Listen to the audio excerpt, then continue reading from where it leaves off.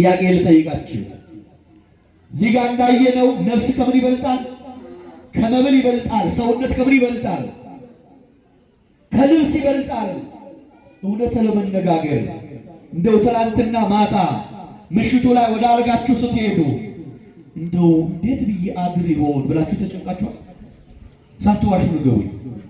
ማደራችሁ አስጨንቋችሁ ያውቃል? ተናገሩ።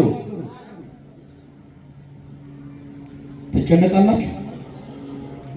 ለማደሩ የሚጨነቅ ሰው ጥቂት ነው። ነገር ግን ካደርኩ በኋላ ቁርሴ ምን ይሆን ብሎ የሚጨነቅ ሰው ግን ብዙ። ምን በላ ይሆን እንዴት አድር ይሆን ብሎ እኮ አይጨነቅም። ምን በላ ይሆን ብሎ ግን ይጨነቃል። የቱ ነው የሚበልጠው? ማደር ነው የሚበልጠው መብላት ነው። ያሳደረ ቁርስ አይሰጥም ወገኖች። ያሳደረ አይመግብም ወገኖች። በራሳችሁ እንዳትደገፉ፣ በሰው እንዳትመረከዙ፣ እንዳትደገፉ። ሰው የሸንበቆ ምርኮዝ ነው። ሸንበቆ ደግሞ ስትመረኮዙት ይሰበራል። ሲሰበር ይጥላችኋል። ሲጥላችሁ እጃችሁን ያቆስላችኋል። የማይሰበር ምርኩዝ ግን አለ። የማይጥል ምርኩዝ አለ። የማያቆስል ምርኩዝ አለ። እርሱ አምላካችን እግዚአብሔር ነው። ስሙ ለዘላለም የተመሰገነ ይሁን። በዚሁ በማቴዎስ ወንጌል ምዕራፍ 6 ቁጥር 27 ላይም እንደዚህ ብሎ ተናግሯል። ከእናንተ ተጨንቆዋል። ከእናንተ መካከል ተጨንቆ በቁመቱ ላይ አንድ ክንድ መጨመር የሚችል ማን ነው? ስለዚህ ምን እያለ መሰላችሁ መጽሐፍ ቅዱስ? ተጨንቃችሁ ምንም ማምጣት አትችሉ። እናንተ ደካሞች፣ ሸክም የከበደባችሁ፣ ማረፍ ያቃታችሁ፣ መጽናናት የምትፈልጉ፣ የዛላችሁ፣ የደቀቃችሁ፣ መግቢያ መውጫ አጣችሁ በጭንቀት ያላችሁ ወደ እኔ ኑ አለ። የጠራን ደግሞ እንዲሁ ይህ ጥሪ ከንቱ ጥሪ አይደለም። ሰዎች ብዙ ጊዜ ደከመኝ ታክተኝ ስንል ይጠሩን ይችላሉ።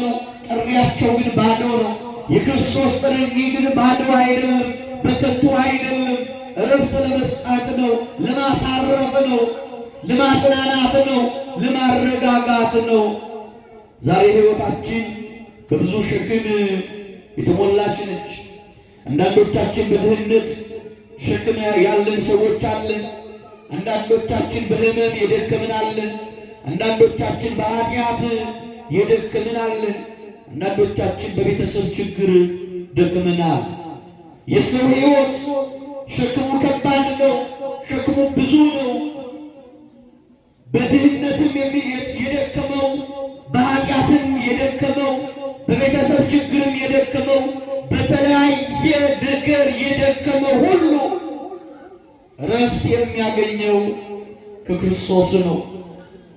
ያ የመጣብን ፈተና ስለ ማኅተባችን መስሎን ስንቶች ማኅተባቸውን በጥሰው ራበኝ ብለው ማኅተባቸውን የፈቱ ሰዎች መከራ መጣብኝ እንደው ፈተናለሁ ፈተናው በእኔ ላይ በስቷል እያሉ ማኅተባቸውን የሚበጥሱ ብዙ ሰዎች አሉ። ጌታችን አምላካችን መድኃኒታችን ኢየሱስ ክርስቶስ ይህንን ቃል ተናገረው። እናንተ ደካሞች ወደ እኔ ኑ እኔም አሳርፋችኋለሁ አለ። የትምህርቱ መሠረታዊ ዓላማ በኃጢአት፣ በመከራ፣ በጭንቀት፣ በዓለማዊ ሸክም የከበዱ የደከሙ ሰዎች የሚያርፉት ረፍታቸው፣ መጽናናታቸው የሚያገኙት በጌታችን በመድኃኒታችን በኢየሱስ ክርስቶስ እንደሆነ መግለጥና ማስተማር ይሆናል። በዚህ ትምህርት ውስጥ ሦስት መሠረታዊ ነገሮችን እናያለን። የምንመለከተው የመጀመሪያው የሰው ሸክም የተባለው ምንድን ነው? ሁለተኛ ወደ እኔ ኑ ያለውን አምላካዊ መለኮታዊ ጥሪ፣ በመጨረሻም ወደ እኔ ኑ ካለ በኋላ የሚሰጠንን የክርስቶስን ዕረፍት እናያለን። ማን ይርዳል? ማን ይርዳል? አሜን። አምላካችን እግዚአብሔር ሁላችንንም ይርዳል። በርዕሴ እንዳያችሁት እንደነገርኳችሁ ንዑራቤ ኩልክሙ ስሩሃነ ወክቡዳነ ጾር ወአነ አዕርፈክሙ። እናንተ ደካሞች፣ ሸክም የከበደባችሁ፣ ማረፍ ያቃታችሁ፣ መጽናናት የምትፈልጉ፣ የዛላችሁ፣ የደቀቃችሁ፣ መግቢያ መውጫ አጣችሁ በጭንቀት ያላችሁ ወደ እኔ ኑ አለ። የጠራን ደግሞ እንዲሁ ይህ ጥሪ ከንቱ ጥሪ አይደለም። ሰዎች ብዙ ጊዜ ደከመኝ ታክተኝ ስንል ይጠሩን ይችላሉ። ጥሪያቸው ግን ባዶ ነው። የክርስቶስ ጥሪ ግን ባዶ አይደለም፣ በከንቱ አይደለም። እረፍት ለመስጣት ነው፣ ለማሳረፍ ነው፣ ለማጽናናት ነው፣ ለማረጋጋት ነው። ዛሬ ሕይወታችን በብዙ ሸክም የተሞላች ነች። አንዳንዶቻችን በድህነት ሸክም ያለን ሰዎች አለን። አንዳንዶቻችን በሕመም የደከምን አለን። አንዳንዶቻችን በኃጢአት የደከምን አለን። አንዳንዶቻችን በቤተሰብ ችግር ደክመናል። የሰው ሕይወት ሸክሙ ከባድ ነው። ሸክሙ ብዙ ነው። በድህነትም የደከመው፣ በኃጢአትም የደከመው፣ በቤተሰብ ችግርም የደከመው፣ በተለያየ ነገር የደከመው ሁሉ እረፍት የሚያገኘው ከክርስቶስ ነው። እረፍት የሚያገኘው ከአምላክ ነው። እረፍት የሚያገኘው ከእርሱ ነው፣ ከሌላ አይደለም። ያ እረፍት ደግሞ እውነተኛ እረፍት ነው። ለዚህ ነው የእኛን ድካም የሚያውቀው መድኃኔዓለም ስለሆነ፣ የእኛን መዛል የሚያውቀው እርሱ ስለሆነ እናንተ ደካሞች ወደ እኔ ኑ። ወደ ማን ነው መተን እንድናርፍ እግዚአብሔር ይፍቀድልን። የመጀመሪያው የሰው ሸክም የተባለው የኃጢአት ሸክም ነው። የምን ሸክም? የምን ሸክም? የኃጢአት ሸክም። ብዙ ጊዜ ብዙ ነገሮችን ተሸክማችሁ ደክማችሁ ሊሆን ይችላል። ብዙ ጊዜ ሸክም በዝቶባችሁ ወድቃችሁ ሊሆን ይችላል። ብዙ አይነት ሸክም ተሸክማችሁ ከዚህ በላይ የሚበልጥ ሸክም የለም ብላችሁ ደምድማችሁ ሊሆን ይችላል። ነገር ግን ወገኖቼ ከሸክሞች ሁሉ የሚከብደው ሸክም የኃጢአት ሸክም። ኃጢአትን የተሸከመ ሰው እንደሚጎብጥ፣ ኃጢአትን የተሸከመ ሰው እንደሚደክም፣ ምንም አይነት ሸክም የተሸከመ ሰው ሊከብደው አይችልም። ይህንን ማሳያ የሚሆንን በዚህ በመዝሙር 38 ቁጥር 4 ላይ መዝሙረኛው እንደዚህ አለ፣ ኃጢአቴ በራሴ ላይ ከፍ ከፍ ብሏል፣ እንደ ሸክምም ከብዶብኛል። ኃጢአቴ በእኔ ላይ ምን ብሎ ከፍ ከፍ ብሏል። ኃጢአቴ በዝቷል። ኃጢአቴ ከፍ ከፍ ብሎ ከሌሎች ሸክሞች ሁሉ በልጧል። ደግሞ እኔን እያደከመኝ ያለው ከሌሎች ሸክም በላይ ሆኖብኛል። ኃጢአቴ ምን ብሎ ተናገሩ። በኃጢአት ከፍ ከፍ ያላችሁ የላችሁ? በኃጢአት የደከምን የለን ወገኖች? ኃጢአቴ ከፍ ከፍ ብሏል፣ እንደ ሸክምም ከብዶኛል አለ። ቀጠልና በመዝሙር 40 ቁጥር 12 ላይም እንደዚህ አለ፣ ቁጥር የሌላት ኃጢአት አግኝታኛለች፣ ኃጢአቶቼ በዙ፣ ማየትም ተስኖኛል፣ ከራስ ጠጉሬ ይልቅ በዙ። ከምን ፀጉር? የራሳቸውን ፀጉር በቁርጥ መቁጠር ይቻላል ወገኖች? ቁጥር የሌላት ኃጢአት፣ መቁጠር የማንችለው መጠኑን የማላውቀው ብዙ ኃጢአት፣ ብዙ በደል በድዬ ፈጽሜ ከብዶኛል፣ ከራሴ ፀጉር ይልቅ በዝቷል። ልበ አምላክ ቅዱስ ዳዊት ልበ አምላክ ለምን እንደተባለ ብዙ ጊዜ ሰምታችሁ ሊሆን ይችላል። ልበ አምላክ ቅዱስ ዳዊት በብዙ ኃጢአት ውስጥ ያለፈ፣ ብዙ በደልን የበደለ፣ ብዙ ኃጢአትን የሰራ የእስራኤል ንጉሥ ነው። ብዙ በደልን በድሏል፣ ብዙ ኃጢአትን ፈጽሟል። ነገር ግን ልበ አምላክ ቅዱስ ዳዊት ኃጢአትን ባደረገ ጊዜ በኃጢአት ምክንያት እግዚአብሔርን ባስከፋና ባስቀየመ ጊዜ ንግሥናዬ ክብሬ አላለም። ምን አላለም? ምን አላለም? ክብሬ አላለም። ንጉሥ ነኝ እኮ ብዙ የምመራቸው ሰዎች አሉ፣ ብዙ የማስተዳድራቸው እስራኤላውያን አሉ። ዝቅ ብዬ እያለቀስኩኝ እያነባሁኝ ትቢያ በአናቴ ላይ ነስንሼ ንስሐ ስገባ ሲያዩኝ ምን ይሉኛል አላለም። ስለ ክብሩ አልተጨነቀም። ልበ አምላክ ቅዱስ ዳዊት ስለ ንግሥና አልተጨነቀም። የምመራቸው ሰዎች ምን ይሉኛል፣ ዝቅ ያደርጉኛል፣ ያንቋሽሹኛል አላለም። ግን ምን አደረገ መሰላችሁ? ኃጢአት በሠራ ጊዜ፣ በበደለ ጊዜ፣ እግዚአብሔርን ባስቀየመ ጊዜ ዙፋኑን ተወ። ምኑን ተወ? ዙፋኑን ተወ። ከዙፋኑ ላይ ወረደ። በመሬት ላይ በትቢያ ላይ ተቀመጠ። በትቢያ ላይ ተቀምጦ አመድ ትቢያ በአናቱ ላይ ነሰነሰና እግዚአብሔርን በድያለሁ፣ አምላኬ በድያለሁ፣ ኃጢአትን አድርጌያለሁ፣ ይቅር በለኝ ብሎ ክብሩን ጥሎ ለእግዚአብሔር ራሱን ዝቅ አደረገ። ምኑን ጥሎ? ምኑን ጥሎ? ክብሩን ጥሎ። እስቲ ወደ እናንተ ሕይወት እንምጣ፣ ወደ እኛ ሕይወት እንምጣ። ዛሬ ንስሐ ለመግባት ስንቶቻችን እንጨነቃለን? የፈጸምኩትን ሥራ የበደልኩትን በደል ኃጢአቴን ለሰው ያንን ንስሐ ስገባ ሰምተው ምን ይሉኝ ይሆን ብለን ብዙዎቻችን አልተጨነቅም? ያንን ነውሬን ሰው ቢሰማብኝስ፣ ያንን ኃጢአቴን ሰው ቢሰማብኝስ ብለን እግዚአብሔርን መበደላችንን ሳይሆን የሰራነውን ሥራ ሰው እንዳይሰማብን ስንት ጊዜ ተጨንቀን ይሆን? እግዚአብሔር ወደ ልባችን ይመልሰን።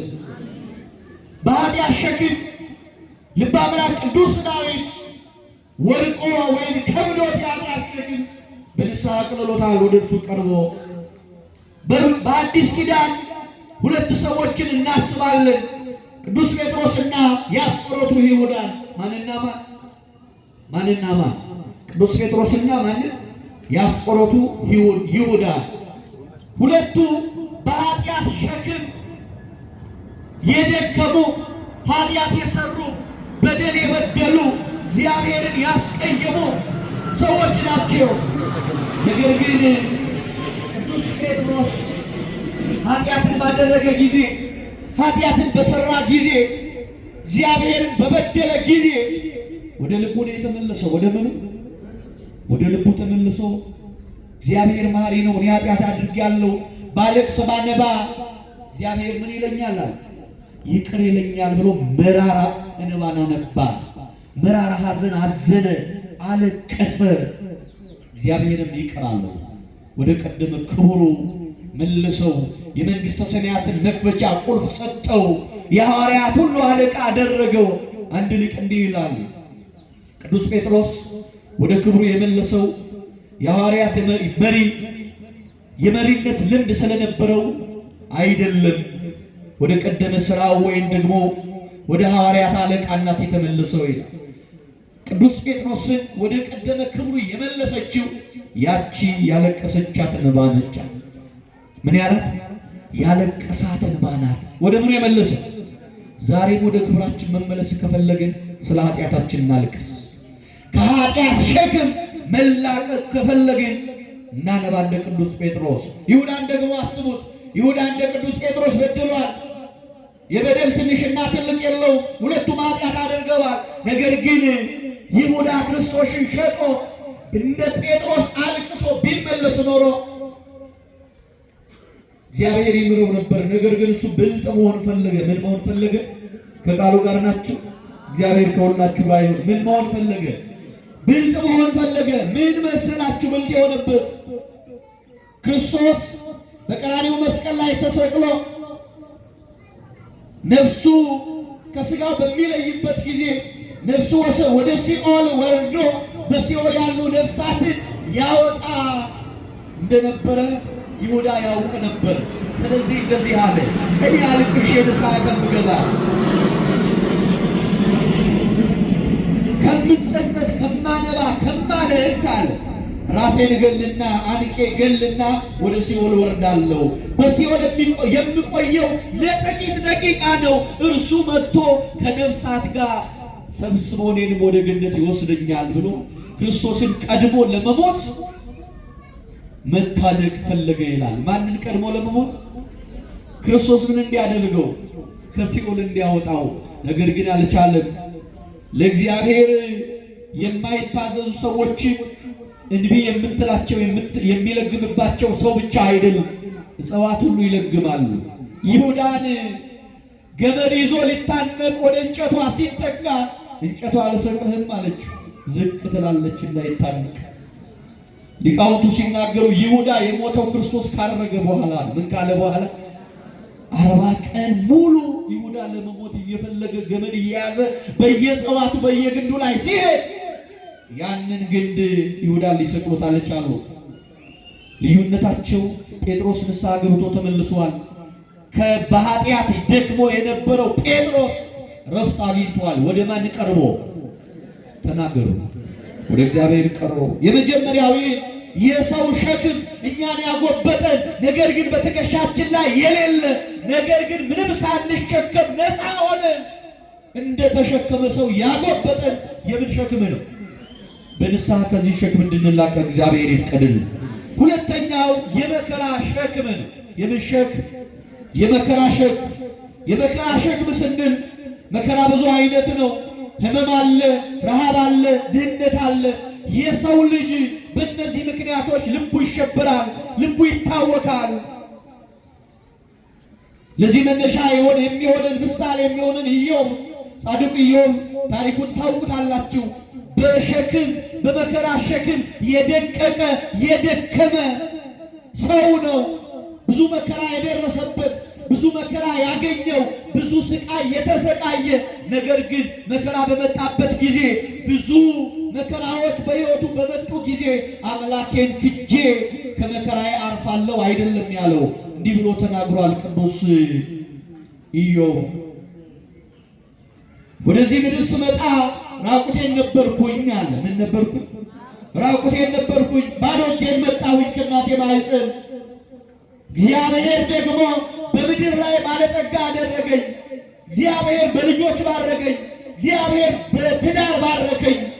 ሰዎች በእኔ ዘንድ እንዲሰበሰቡ ለሰዎች እንዲሰጥ አደረገኝ። አሁንም የነሳው እሱ ነው። እግዚአብሔር ሰጠ፣ እግዚአብሔር ነሳ። ዛሬኛ በመከራ ሸክም ደክሞን ያ የመጣብን ፈተና ስለ ማኅተባችን መስሎን ስንቶች ማኅተባቸውን በጥሰው ራበኝ ብለው ማኅተባቸውን የፈቱ ሰዎች መከራ መጣብኝ እንደው ፈተናለሁ ፈተናው በእኔ ላይ በስቷል እያሉ ማኅተባቸውን የሚበጥሱ ብዙ ሰዎች አሉ።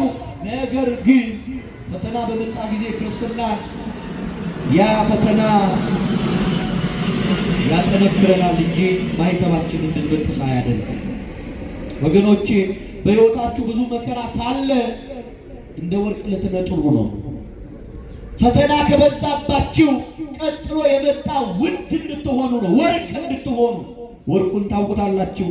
ከአፈር ጋር የተደባለቀ ተራ ነው ወርቅ ቀድሞ። ነገር ግን ምን ውስጥ ይገባ? አሰራሩን ባላውቀው በምን ይፈተናል? በእሳት። ከዛ ምን ይሆናል? ውድ ይሆናል። በሰዎች ዘንድ ተፈላጊ ይሆናል። ሰዎች ይወዱታል፣ ይፈልጉታል። ዋጋውም ውድ ነው። ቀድሞ ምን ነበር አልኳቸው? አፈር ነበር። ሰዎች የሚረግጡት ማይረባ የሚሉት ማይጠቅም የሚባል ነገር ግን እሳቱ ስለገባ ከአፈር ምን አለ? ተለየ። ዛሬም በሕይወታችሁ ፈተና ከመጣ ከአፈር ተለይታችሁ ወርቅ እንድትሆኑ ነጥራችሁ እንድትወጡ ስለሆነ ደስ ሊላችሁ ይገባል። እግዚአብሔር ከመከራ ይሰውረን።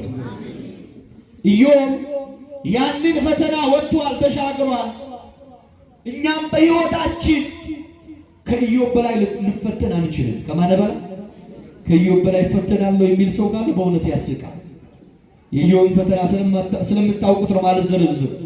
እንደ እርሱ የተፈተነ የለም፣ ሊኖርም አይችልም። እኛ የምንፈተነው ከሱ በታች ነው።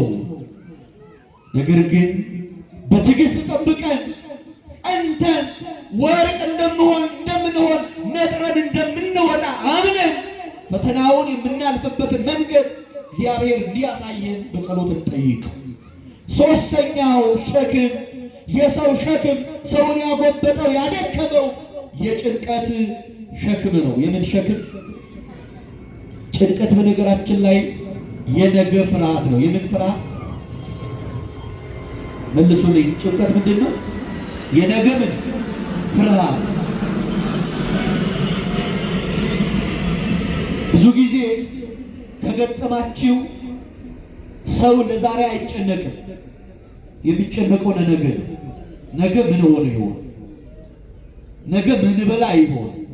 ልጆቼ እንዴት ያድጉልኝ ይሆን? ለልጆቼ ምን አስቀምጥ ይሆን? እኔስ ነገ ምን ይሆን እያለ ለነገ ሰው ሲያስብ ምን ይላል? ይጨነቃል። ጭንቀት የነገ ፍርሃት። ነገን እንዴት ብዬ አልፈው ይሆን? ነገን እንዴት ብዬ ወጣው ይሆን? ወገኖቼ ነገን አናውቃትም። ዛሬ ነችኛ። መቼ ነች? ዛሬ። አሁን ከዚህ ቤተ ክርስቲያን ከወጣን በኋላ ምን እንደሚፈጥር እናውቃለን?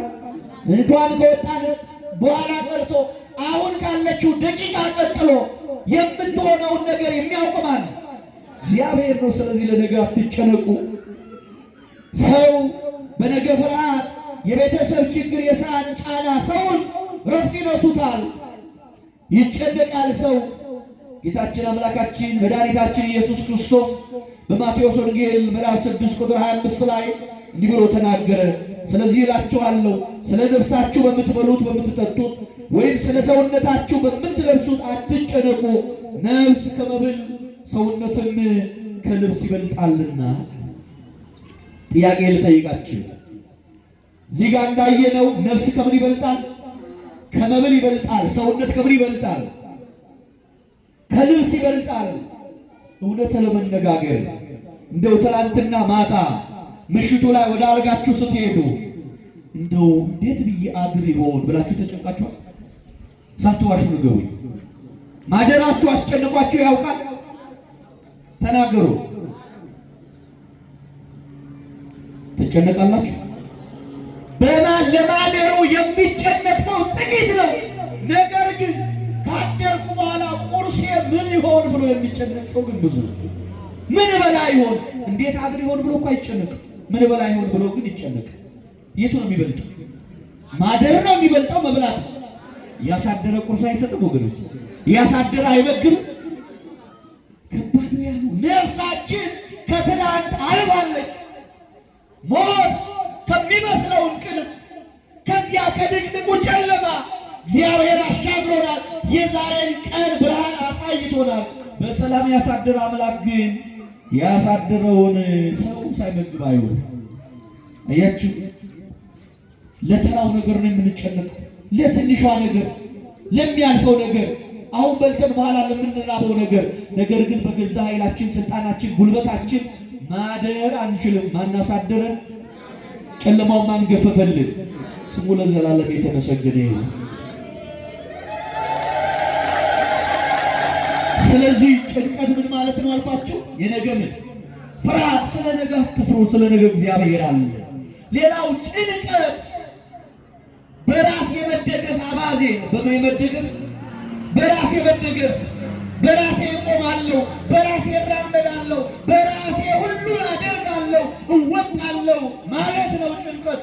ነገር ግን ምርኩዛችን፣ ድጋፋችን፣ ብርታታችን፣ ኃይላችን መድኃኔዓለም ነው። ማን ነው? መድኃኔዓለም። ወገኖች በራሳችሁ እንዳትደገፉ፣ በሰው እንዳትመረከዙ፣ እንዳትደገፉ። ሰው የሸንበቆ ምርኮዝ ነው። ሸንበቆ ደግሞ ስትመረኮዙት ይሰበራል። ሲሰበር ይጥላችኋል። ሲጥላችሁ እጃችሁን ያቆስላችኋል። የማይሰበር ምርኩዝ ግን አለ። የማይጥል ምርኩዝ አለ። የማያቆስል ምርኩዝ አለ። እርሱ አምላካችን እግዚአብሔር ነው። ስሙ ለዘላለም የተመሰገነ ይሁን። በዚሁ በማቴዎስ ወንጌል ምዕራፍ 6 ቁጥር 27 ላይም እንደዚህ ብሎ ተናግሯል። ከእናንተ ተጨንቆዋል፣ ከእናንተ መካከል ተጨንቆ በቁመቱ ላይ አንድ ክንድ መጨመር የሚችል ማን ነው? ስለዚህ ምን እያለ መሰላችሁ መጽሐፍ ቅዱስ? ተጨንቃችሁ ምንም ማምጣት አትችሉም። ተጨንቆ ቁመት የጨመረ ሰው አለ? ተጨንቆ ጥቁሩን ፀጉሩን ነጭ ያደርጋል? በቀለም አላልኩኝም። በዛሬማ ዘመኑ ሰው ይለዋውጣል። በሱ አይደለም። ስለዚህ ሰው ተጨንቆ በራሱ ላይ አንዳች ለውጥ ማምጣት አይችልም ራሱን ከመጉዳት ውጭ። ስለዚህ ከዚህ ከጭንቀት ሸክም እግዚአብሔር ያሳርፈን። ስለዚህ ተጨንቃችሁ ለእናንተ ምንም ነገር ማምጣት አትችሉም። በጎ ስጦታ ፍጹም በረከት ከእግዚአብሔር ነው ይላል መጽሐፍ ቅዱስ። ስለዚህ በጎ ስጦታ መቀበል ከፈለጋችሁ፣ ፍጹም በረከትን ማግኘት ከፈለጋችሁ እግዚአብሔርን ደጅ ጽኑት፣ እግዚአብሔር ይሰጣችኋል። የመጀመሪያው ይሄ ነው፣ የሰው ሸክም። ሁለተኛው ወደ እኔ ኑ አለ። በኃጢአት የደከማችሁ፣ በመከራ የደከማችሁ፣ በጭንቀት የተጎሳቆላችሁ ወደ እኔ ኑ አለ። እኔ ምን እላችኋለሁ? የጨረስኩ ነው፣ አበዛሁ። እኔ ምን እላችኋለሁ? አሳርፋችኋለሁ። ወደ ጌታችን ኢየሱስ ክርስቶስ የምንመጣው የመጀመሪያው የምንመጣበት መንገድ ንስሐ ምንድን ነው? በኃጢአት የደከማችሁ፣ ከኃጢአት ማረፍ የምትፈልጉ፣ ከጭንቀት መውጣት የምትፈልጉ፣ ከመከራ ማለፍ የምትፈልጉ በንስሐ ወደ ክርስቶስ፣ በንስሐ ወደ ቤተ ክርስቲያን ቅረቡ። ለንስሐ በካህናት አባቶች ፊት ቅረቡ። እንደዚህ ይላል ጌታችን እግዚአብሔር በትንቢተ ኢዩኤል ምዕራፍ 2 ቁጥር 12 ላይ እንደዚህ ይላል። አሁንስ ይላል ጌታ እግዚአብሔር በፍጹም ልባችሁ በጾም በለቅሶና በዋይታ ወደ እኔ ተመለሱ፣ ልባችሁን እንጂ ልብሳችሁን አትቅደዱ። ምናችሁን እንጂ ልባችሁን እንጂ ምናችሁን አትቅደዱ። ዛሬ የእኛ ዘመን ሰው ያዘነ የሚመስለው ልብሱን በማጠልሸት ወይም በማቆሸሽ ድክም ያለ መስሎ በማስመሰል አንገቱን ቀለስ አድርጎ ፊቱን አጥቁሮ ያዘነ ይመስላል። ልቡ ግን በደስታ ፈንድቋል። ዛሬ በንስሐ ስንቀር እውነት ልባችንን ቀደን ነው ወይስ ልብሳችንን ቀደን? ይስላችሁ የልብን መመለስ ነው የምላችሁ ነገራችሁ ወገኖቼ። ከልባችሁን መመለሳችሁ የአካል ወይም ሰው የሚያየውን አይደለም። እግዚአብሔር ልብና ኩላሊትን ይመረምራል። ፊታችሁ በዛችሁ መልካችሁ ምንም ሊመስል ይችላል። ነገር ግን ከልባችሁ ከተመለሳችሁ እግዚአብሔር ይቅር ይላችኋል። ወደ እኔ ተመለሱ ነው። እኔ ምን እላለሁ? ወደ እናንተ እመለሳለሁ። በጾም በለቅሶ በዋይታ ወደ እኔ ኑ። ከልባችሁ ይሁን መመለሳችሁ። ስለዚህ እግዚአብሔር እንደ ሰው ጨካኝ አይደለም። እግዚአብሔር መሐሪ ነው፣ ይቅር ባይ ነው። ስለዚህ ለይቅርታው ለምህረቱ ወደኛ እንዲደርስ ወደ እግዚአብሔር በንስሐ እንመለስ። ሌላው ወደ እግዚአብሔር የምንመጣው በምንድን ነው? ወደ እኔ ኑ ያለው ጥሪ ተከትለን የምንመጣው በምንድን ነው ካላችሁኝ፣ በሁለተኛ ደረጃ በእምነት መምጣት ያስፈልጋል። በምን መምጣት? በእምነት መምጣት። ሁሉም ነገር የሚስተካከለው እርሱ መሆኑን ማመን። በመከራ ያላችሁ፣ በጭንቀት ያላችሁ፣ በሕይወታችሁ ውስጥ ብዙ ነገሮች የተመላለሱባችሁ፣ አይምሯችሁን የበረዟችሁ ሰዎች እኔ ይህንን ነገር ማከናወን ማስተካከል አልችልም። ማን ይችላል? ማን ይችላል? ይህ ነው እምነት። እርሱ ይችላል ማለት እምነት። እግዚአብሔር ያከናውናል ማለት እምነት ነው። እግዚአብሔር ይሰራል ማለት እምነት ነው። እግዚአብሔር ያሳርፋል ማለት እምነት ነው። ስለዚህ ወደ እርሱ በእምነቱ ነው። ኢዮብም ከመከራው ያለፈው ያንን ሁሉ ስቃይ የተወጣው እግዚአብሔር በእምነት ስለጠበቀ ነው። በምን ስለጠበቀ?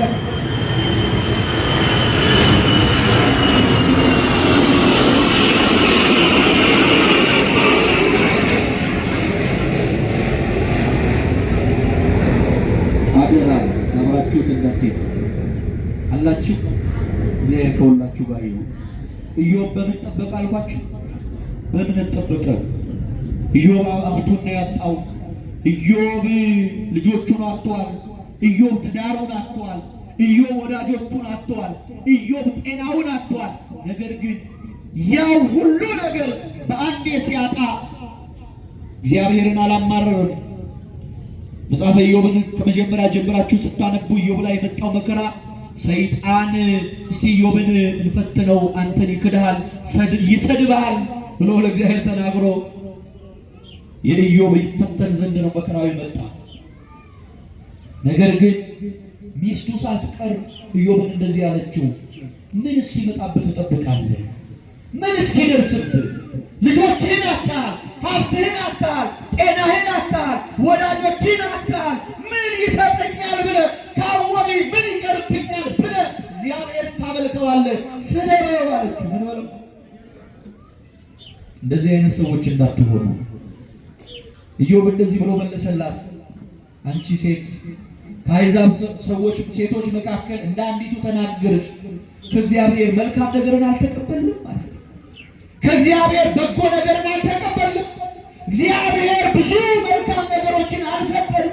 ብዙ የደስታ ጊዜዎችን እንድናሳልፍ አላደረገንም ማለት ነው። ታዲያ ስለምን እቺ መከራ መጣች ብለሽ ትናገሪያለሽ? የሰጠኝ እሱ ነው፣ የሚነሳው እሱ ነው። ደግሞ ዳግም መስጠት የሚችለው ማለት ነው እግዚአብሔር ነው። ኢዮብ በእምነት ጠበቀና እንደቀደመ ክብሩ ጤነኛ ሆነ፣ ልጆች አገኘ፣ ሀብት ንብረት አገኘ፣ ሕይወት ሁሉ ተስተካከለለት። ክብር ለመድኃኒዓለም ይሁን። ስለዚህ በእምነት ወደ እርሱ እንቅረብ። ሌላው በጸሎት ምንም ይምጣ በሕይወታችን ደክመን እንመጣለን። አዎ የምናርፈው በዚች ቤተክርስቲያን ተረብሸን እንመጣለን። አዎ የምናርፈው በዚች ቤተክርስቲያን ተጨንቀን እንመጣለን። ጭንቀታችንን ለሰው ነግረን ጭንቀታችንን ያባብሱብናል እንጂ ከጭንቀት ያሳርፉናል ወገኖች። ወዳጅ ያላቸው መጠጊያ ያላቸው ጭንቀታችሁ ነግራችሁ ለሰው ተናግራችሁ ከጭንቀታችሁ ያረፋችሁ ሰዎች አላችሁ? የለም፣ ይባባስባችኋል። ከጭንቀታችሁ የምታርፉት ወደ እግዚአብሔር ስትመጡ፣ ከጭንቀታችሁ የምታርፉት ወደ ቤተክርስቲያን ስትመጡ። ስለዚህ በጸሎት ወደ እግዚአብሔር መምጣት ያስፈልጋል። በመጨረሻ ወደ ቤቱ ያለን ይህ ጥሪ መለኮታዊ ጥሪ ረፍት ሊሰጠን ነው። የሚሰጠን ረፍት ሶስት አይነት ነው። ቺ ተናገር ትምህርት ይጠቀለላለሁ። ስንት አይነት ረፍት ተናገሩ? ስንት አይነት ረፍት? ሶስት አይነት ረፍት ይሰጠናል። የመጀመሪያው የነፍስ ረፍት፣ ሁለተኛው የልብ ረፍት፣ ሶስተኛው ዘላለማዊ ረፍት። ስንታዊ ረፍት? ዘላለማዊ ረፍት። አንደኛው የነፍስ፣ ሁለተኛው የልብ፣ ሶስተኛው ዘላለማዊ። የነፍስ ረፍት የሚባለው በኃጢአት የደከምን ንስሐ ስንገባ የነፍስ ረፍት እናገኛለን። በመከራ የዛልን መከራ ከመከራችን ሲያሳርፈን ልባችን ያርፋል፣ ይረጋጋል። በመጨረሻም ፈተናውን ተወጥተን ንስሐ ገብተን ወደ እግዚአብሔር ቀርበን ዘላለማዊ ረፍት እናገኛለን። ያ ደግሞ የመንግሥተ ሰማያት ደስታ ነው። የምን ደስታ? የመንግሥተ ሰማያት ደስታ። ወገኖቼ ይህን ፈተና እንዳልኳችሁ ቅድም ፈተና ሲመጣ ምን ሊያደርገን ነው ብያችኋለሁ። ምን ሊያደርገን? ወርቅ ሊያደርገን ነው፣ ሊያነጥረን ነው። ከአፈር ተለይቶ ወርቅ ያልሆነ በእሳት ውስጥ ያላለፈ መንግሥተ ሰማያትን አይወርስም። ይህ ማለት ንስሐ ገብቶ ፈተናዎቹን ሁሉ ተወጥቶ አልፎ በክብር ሥጋና ደሙን ተመግቦ ሲያርፍ የመንግሥተ ሰማያት የዘላለም ደስታ ተካፋይ ይሆናል። ስለዚህ እግዚአብሔር ረፍት ይሰጠናል። ነዋቤ ኩልክሙ ስርዋነ ወክቡዳነ ጾር ዋና አርፈክሙ ያለ ለዚህ እናንተ ደካሞች ሸክማችሁ የከበደ የጎሰቆላችሁ ማረፍ የተሳናችሁ ማረፍ የፈለጋችሁ መጽናናት የፈለጋችሁ ወደ እኔ ኑሩ ያሳርፋችኋለሁ አለ። መናገር የኔ ማስተዋል የእናንተ